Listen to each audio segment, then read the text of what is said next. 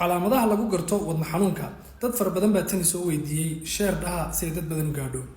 calaamadaha lagu garto wadna xanuunka waxa kamid ah culays qofku ka dareemaya laabta oo qofku waxa yiraahdaa for example inuu kaga fadhiyo maroodi oo kale waxa kamid ah calaamadaha lagu garto wadna xanuunka naqaska oo qofka ku dhagaya qofku naqaska oo awood badan isticmaalayo si uu qaato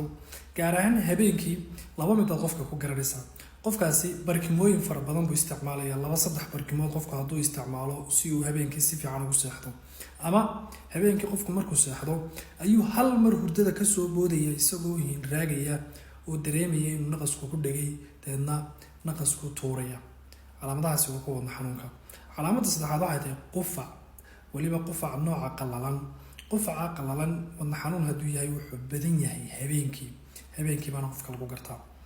calaamadaha waxaa kamid ah daal fara badan qofku si fudud ayuu daalayaa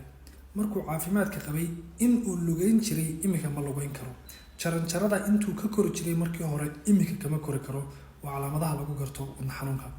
barar baa kamid ah calaamadaha wadna xanuunka lagu garto lugaha iyo kuraamaha badanka kasoo bilaabmaya oo qofku bararayo